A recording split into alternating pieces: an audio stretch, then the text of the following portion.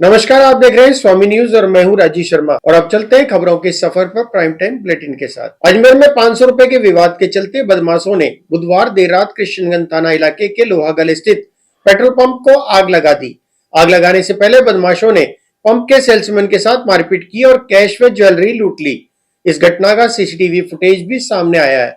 गनीमत रही कि पंप कर्मियों ने 35 सेकंड में आग पर काबू पा लिया, अन्यथा बड़ा हादसा हो सकता था। घटना के समय पंप में 50,000 लीटर पेट्रोल डीजल था। थाना प्रभारी अरविंद चारण के अनुसार वारदात की जांच जारी है। ये जनरल हॉस्पिटल रोड लोहागल में पेट्रोल पंप है, खानपुरा पेट्रोल पंप, जिसके प्रोप्राइटर श्री अभिमन्यु सिंह पुत्र श्री अजीत सिंह निवासी शास्त्र नगर ने उपस्थित थाना होकर कल एक रिपोर्ट दी कि मेरे पेट्रोल पंप पर एक इंडिका गाड़ी के चालक और उसमें 2-3 व्यक्ति 500 रुपये का पेट्रोल भरवाया और 500 रुपये ऑनलाइन ट्रांजैक्शन किया, लेकिन वो हमारे खाते में नहीं आया, जिस पर सेल्समैन द्वारा बोला गया कि ये 500 रुपये हमारे खाते में नहीं मिले, जिस पर वो व्यक्ति सेल्समैन के साथ में झगड़ा करके मारपीट करके वहां से चले गए। और कुछ समय बाद में वापस वही व्यक्ति 2 गाड़ियों में आए, उनके साथ में और भी व्यक्ति थे और उन्होंने आते ही सेल्समैन के साथ में मारपीट की और 5-7 हजार रुपये या 7 से 8 हजार रुपये लूट के ले गए और चले गए। उसके बाद में रात को फिर वही व्यक्ति एक बोतल में ज्वलनशील पदार्थ लेकर आए और खानपुरा पेट्रोल पंप पर एक नोजल, जो पेट्रोल पंप का एक जो पंप होता है, उसमें ज्वलनशील पदार्थ डाल के उसमें आग लगा दी, जिससे काफी नुकसान हुआ है। जिस पर थाना जा पर मुकदमा नंबर 614/24 धारा 189 close 2, 115 close 2, 126 close 2, 352, 310 close 2, 140 close 3, 62, 326 जी, 351 क्लोज 3 BNS में प्रकरण दर्ज हुआ है। और श्रीमान पुलिस अधीक्षक महोदय, SHO साहब, डिप्टी साहब, एडीसीपी साहब के निर्देशन से टीम गठित की गई है। आरोपियों की तलाश जारी है। क्या क्या नाम थे आरोपियों के? इसमें आरोपी का नाम है प्रदीप सोनी, देवराज गुर्जर जो माकड़वाली का रहने वाला है, देवराज गुर्जर जो शांतिपुरा का रहने वाला है, दीपू गुर्जर जो माकड़वाली का रहने वाला है और देवकरण फौजी जो P नागौर का रहने वाला है और खुशीराम फौजी जो सुरसुरा अजमेर का रहने वाला है। इनके और भी कोई मामले दर्ज है क्या? हाँ, उसमें ये अनुसंधान जारी है, इनके खिलाफ और भी प्रकरण हो सकते हैं। आपका नाम? किशन सिंह, ASI पुलिस थाना किशनगंज अजमेर। करीबन 10 बजे की बात है और 10 बजे एक इंडिगो गाड़ी आई थी, उसमें 2-3-4 बंदे थे। वो आकर के हमारे सेल्समैन से तेल भरवाया। तेल भरवाने के बाद में उन्होंने बोला कि भाई हमने पेमेंट कर दिया है पेटीएम के द्वारा। हमारे सेल्समैन ने पेटीएम पे चेक किया तो आया हुआ नहीं था, तो उन्होंने बोला कि भाई आ गया। हमारे सेल्समैन ने बोला कि नहीं आया है, तो फिर थोड़ी बहुत हुई, फिर बिना पैसे दिए हुए वो चले गए। जाने के बाद में थोड़ी देर बाद में फिर वापस आए और एक तो इंडिगो गाड़ी थी, एक फॉर्चूनर थी और उसमें लगभग 15 से 17 आदमी थे। वो सब आकर के सेल्समैन के साथ में मारापीटी की।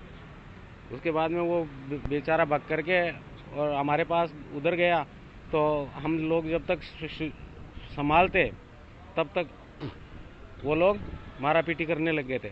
फिर हम लोगों ने भी थोड़ी धक्का मुक्की की। फिर हमारे सेठ जी आए, तो सेठ जी के गले की सोने की चेन थी, उन्होंने सेठ जी को धक्का मार के फॉर्चूनर के अंदर डालने की कोशिश की। अब वो उनकी सोने की जो चेन थी, वो चेन जो है गाड़ी में गिरी है या कहाँ गिरी है या वो तो लेके गए, वो मालूम नहीं, पता नहीं है। उसके बाद में फिर वो कैसे भाग गए। जाने के बाद में फिर लगभग 1 बजे के आसपास वापस आए और 2 लोग आकर के इस मशीन पे वापस आके इस मशीन में इधर से आकर के उस मशीन पे पेट्रोल डाल के और एक आदमी ने पेट्रोल छिड़का, दूसरे ने तिल्ली लगा करके और चले गए। हमारे जो सेल्स मैंने वो थे बंदे, उन्होंने कैसे मतलब शुक्रिया मातेश्वरी का कि उन्होंने इस आग पे काबू पाया। अगर भैया आग ज़्यादा लग जाती तो क्या होता? आग ज़्यादा लग जाती तो बहुत बड़ा नुकसान हो जाता। कम से कम मान के चलो कि आधा लोहागल खत्म हो जाता। आपका नाम? मेरा नाम महेंद्र सिंह है। क्या करते हैं आप? मैनेजर हूँ। अजमेर के आशागंज स्थित झूलेलाल चौक में एक मोबाइल और इलेक्ट्रॉनिक की दुकान में चोरों ने छत के रास्ते प्रवेश कर चोरी की घटना को अंजाम दिया। चोर महंगे मोबाइल और एलईडी सहित करीब 2.5 से 3 लाख रुपए का सामान चुराकर फरार हो गए।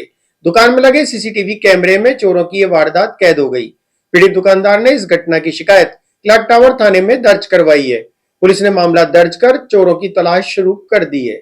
मेरी दुकान उत्सव इलेक्ट्रॉनिक आशागंज झूलेलाल चौक में है, जो कि यहाँ आशागंज झूलेलाल चौक में स्थित है। वहाँ से मेरे यहाँ मैं सुबह जब आया करीबन 10:30 पौने 11 बजे, तो मैंने देखा जैसे इस दुकान का शटर ऊपर करा तो मोबाइल गायब मिले। मेरे जो एम्प्लॉई हैं उसने बताया कि मोबाइल भैया नहीं दिख रहे हैं। तो मैंने कहा मुझे भी नहीं दिख रहे हैं। फिर मैं आसपास देखा तो मेरा जिसमें कैश का गल्ला था वो भी नहीं दिख रहा था। फिर मैं अंदर और देखा कि आगे पीछे क्या हुआ, ये कैसे हो गया। फिर मैं अंदर गया तो 2-3 एलईडियाँ भी गायब दिखी और गल्ला ऊपर चढ़ के जब मैं सीढ़ियों पे गया तो मैंने देखा मेरा गल्ला टूटा हुआ है, जिसमें कि मेरी कैश थी 28-30 हज़ार और चांदी के सिक्के और मेरे कुछ गिफ्ट आइटम थे जो कि गायब थे।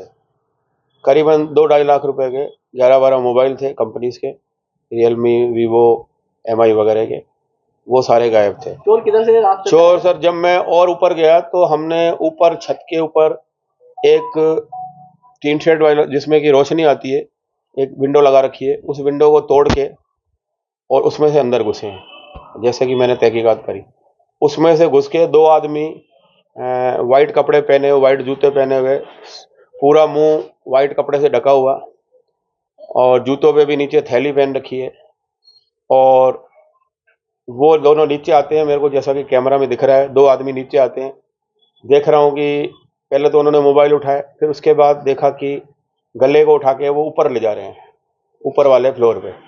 वहाँ ले जाने के बाद फिर नीचे आए, फिर अंदर चारों तरफ तहकीकात करी, 2-3 एलईडी ले गए और इस तरह से वो चोरी करके ले गए। करीबन 3-3.5 लाख का माल मेरा चला गया। कौन सा थाने में जी? ये क्लॉक टावर थाने में हमने, मेरे छोटे भाई ने फ़ोन किया है, उन्होंने बोला हम आ रहे हैं 5-10 मिनट। क्या की दुकान है? मेरी इलेक्ट्रॉनिक्स की शॉप है कहाँ पर? आशागंज झूलेलाल चौक में। ठीक है। और ये जो कैमरे मेरे तोड़ के लेके गया?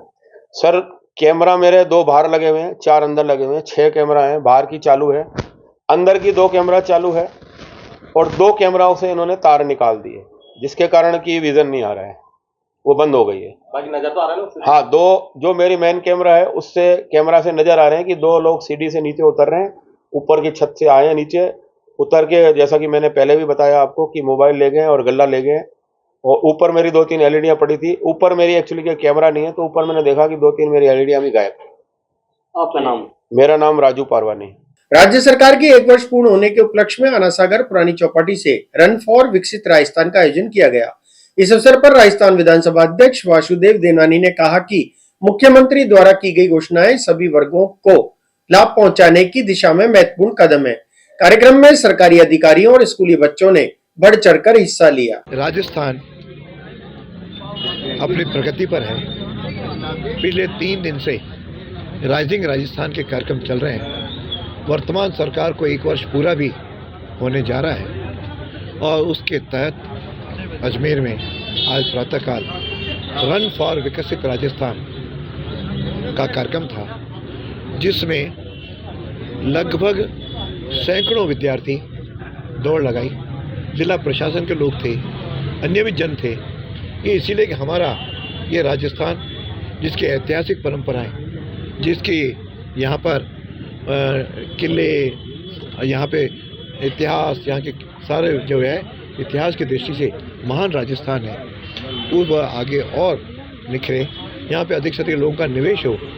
लगभग 350 बिलियन डॉलर का यहाँ पे एमओयू हुए हैं। मैं समझता हूँ कि ये इससे राजस्थान का विकास भी होगा, लोगों को रोज़गार भी मिलेगा और एक राजस्थान समृद्धशाली राजस्थान के रूप में सामने आएगा।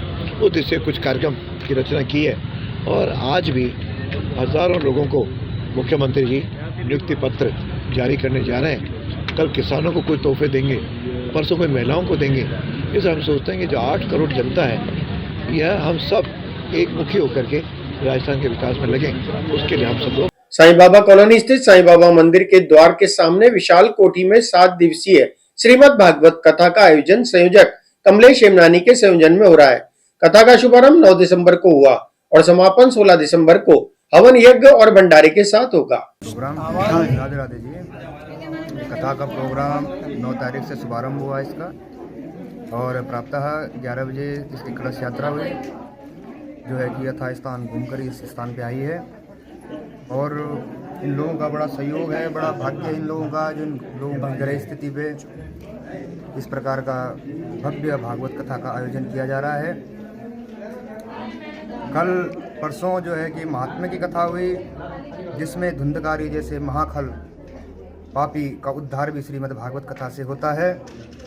कल हमने सत्य के बारे में चर्चा की कि सत्य क्या है, असत्य क्या है, धर्म के प्रति किस प्रकार जाना चाहिए, किस प्रकार नहीं जाना चाहिए। और हमने आज सृष्टि की उत्पत्ति के बारे में बताया। समस्त संसार जब तक मनुष्य स्वरूपा के संतान है, मानव जाति के हम सब संतान है। हमको जब तक अपने मानव जीवन में पता नहीं चलेगा कि हम कहाँ से उत्पन्न हुए हैं, तब तक हमारे जीवन सार्थक नहीं है। इसलिए यह कथा 9 तारीख से और 15 तारीख तक चलेगी और 16 तारीख को भंडारा प्रसाद जो है वितरण होगा।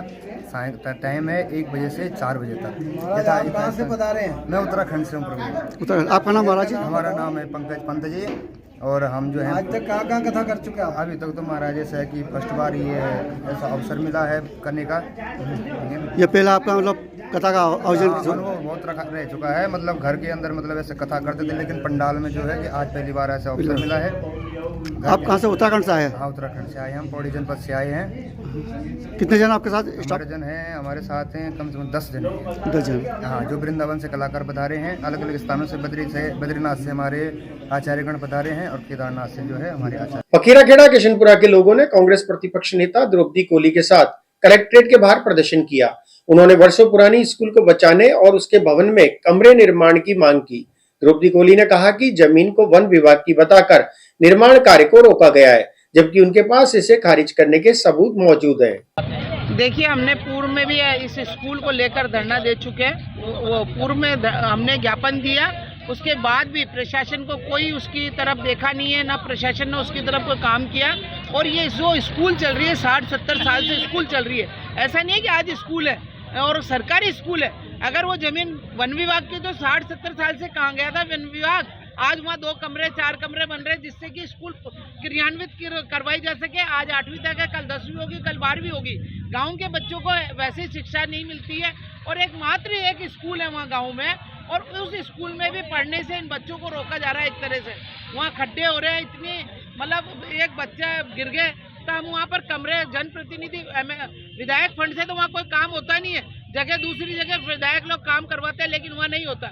लेकिन कोई बात नहीं, हम हमारे पार्षद फंड से दिलवा रहे थे, पार्षद वहाँ काम करवा रहा था, लेकिन वो भी काम नहीं होने दिया। वन विभाग आ गया और वो कहता जमीन हमारी है, जबकि हमारे पास रिकॉर्ड है, तहसीलदार ने लिखा हुआ है वो जमीन पीडब्ल्यूडी की है और पीडब्ल्यूडी को कोई ऑब्जेक्शन नहीं है। और ये तो केवल बहाना बना रहे हैं। अब ये कहते हैं प्रेशर है, पता नहीं किसका प्रेशर है, हमें तो समझ नहीं स्कूल में किसका प्रेशर है। एक तरफ तो अभियान चलाया जा रहा है कि बेटी बचाओ बेटी पढ़ाओ, लेकिन वहाँ पर केवल इनके जो ढकोसले केवल ये फेंक जुमले फेंक सकते हैं। जुमले बाजी की सरकार है, आप देख सकते हो। अगर ऐसी बात है तो ये बेचारे माँ बाप स्कूल को बचाने के लिए क्यों यहाँ धरने पे बैठते? अगर इनको इतनी स्कूल से बेटियों से अगर प्यार होता तो ये माँ बाप बेचारे बैठे हुए हैं। ये आपके मीडिया के माध्यम से मैं बताना चाहूँगा कि कम से कम मैं पैदा भी नहीं हुआ उससे पहले से कम 70 साल हो गए, 65 से 70 साल स्कूल संचालित है और पूर्व में भी स्कूल में काम होता है। अभी 6-8 महीने पहले से नगर निगम से शौचालय प्याऊ सब लगा, जब कोई वन विभाग अड़चन नहीं, रूम भी बने, कमरे भी बने। अभी नए 4 कमरे अलॉट हुए, कम से कम 4.5 5 फुट खुदाई होगी, बेस तैयार हो गया। सब कुछ कंप्लीट होने के बाद जब भीम बनने लगा वन विभाग आ जाता हमारी ज़मीन है, मगर उनके रिकॉर्ड निकाला, रिकॉर्ड में कहीं भी उनके नाम नहीं है। अब वो परेशान करते हैं। इसके सिलसिले में हम कलेक्टर साहब से कम 8 से 10 बार आ चुके हैं कि हमारी समस्या का समाधान करिए, हमारी प्रॉब्लम सोल्व करिए, मगर कोई सुनवाई नहीं हो रही है। अभी 4 दिन पहले सोमवार को हम लेटर देके गए कि हमारी इस मांगें नहीं पूरी हुई तो हम धरने पे बैठेंगे। और उसी बीच में एक बच्चा अभी देखा होगा आपने, उसके पैर में लगी, उसमें पानी भरा हुआ है, कोई अनहोनी कोई दुर्घटना हो जाती है तो इसका सीधा प्रशासन पे आरोप है। हम तो यही मांग है हमारी कि हमारी मांग पूरी करें और स्कूल में कमरे बनने दें। कलेक्टर साहब से यही हमारी मेरा निवेदन है। मेरा वार्ड 30 से पार्षद। प्रदेश में शीतलहर के चलते पुष्कर में भी शीतलहर का असर तेज हो गया है। ठंड के कारण खेतों और गाड़ियों पर बर्फ जम गई है, जिससे जनजीवन प्रभावित हो रहा है। सुबह की सर्द हवाओं ने लोगों की दूजनी छुड़ा दी और बाजारों में सन्नाटा छाया रहा। ठिठुरन से बचने के लिए लोग अलाव का सहारा ले रहे हैं। राजस्थान में शीतलहर का असर बढ़ने के साथ तीर्थनगरी पुष्कर में भी सर्दी का सितम शुरू हो गया है। शीतलहर के कारण जनजीवन अस्त व्यस्त हो गया है और लोग सर्दी से बचने के लिए रात में अलाव का सहारा ले रहे हैं। आज सुबह सर्द हवाओं ने धुंध का साम्राज्य बना दिया, जिससे लोगों को ठिठुरन का एहसास होने लगा।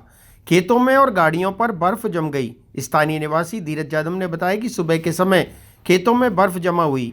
बढ़ती सर्दी के कारण दिन भर लोगों को ठिठुरन महसूस हो रही है और कपकपी छूटने लगी। सुबह और शाम को सर्दी के कारण बाजार भी सुनसान नजर आने लगे। लोग ठंड से बचने के लिए अलाव का सहारा लेते हुए नजर आए। पुष्कर के एसडीएम कार्यालय में आज जन सुनवाई शिविर का आयोजन किया गया। उपखंड अधिकारी गौरव कुमार मित्तल की अध्यक्षता में आयोजित इस शिविर में उपखंड क्षेत्र के लोगों ने अपनी व्यक्तिगत और सामुदायिक समस्याएं प्रस्तुत की। शिविर के दौरान कई शिकायतों के त्वरित निस्तारण के निर्देश दिए गए। आज द्वितीय गुरुवार को अपने यहाँ शिविर का आयोजन किया जा रहा है, जिसके अंतर्गत लोगों की पीड़ाएं सुनने के लिए उपखंड स्तरीय सभी उपखंड स्तरीय अधिकारी उपस्थित हुए हैं और इसमें सभी विभागों से संबंधित, किसी की ट्रांसफार्मर की है, किसी की रास्तों की है, नामांतरण की है, पट्टर की है, इस तरह की सभी तरह की शिकायतें कई आई थिंक 10 या 12 शिकायतें अब तक उनको प्राप्त हो चुकी है और ये शिविर लगभग 4.5 बजे तक चलेगा, तो और भी शिकायतें प्राप्त होगी। का मामला त्यागी राम कोठी के पास में जहाँ कालबेलियों की बस्ती है, रेलवे के स्टेशन के पीछे का जो रास्ता है, जहाँ खेतियर ज़मीन है, मकान बने हुए हैं, बस्ती बनी हुई है, उस आम रास्ते को कुछ लोगों ने जो है उसको बंद कर रखा है, जिससे सैकड़ों लोगों को आवागमन की बाधा हो रही है और खेती वालों को परेशानी हो रही है। उस रास्ते को खुलवाने के लिए आज अटल जन सेवा शिविर में मैंने श्रीमान उपखंड अधिकारी महोदय को ज्ञापन देकर ये प्रार्थना की है कि इसको प्राथमिकता लेकर इस रास्ते को शीघ्र खुलवाएं, ताकि सभी को आवागमन में सुविधा मिल सके। आपका नाम? पंडित कैलाशनाथ गोपीनाथ दादी, पुष्कर राज। क्या मांगती? आज हमारा बड़ा एक मामला था डाकघर का। 42 लाख कुछ लगभग 43 लाख रुपए का बजट स्वीकृत हुआ, उसका एक नक्शा का मामला था। तो हमने प्रार्थना पत्र देखे,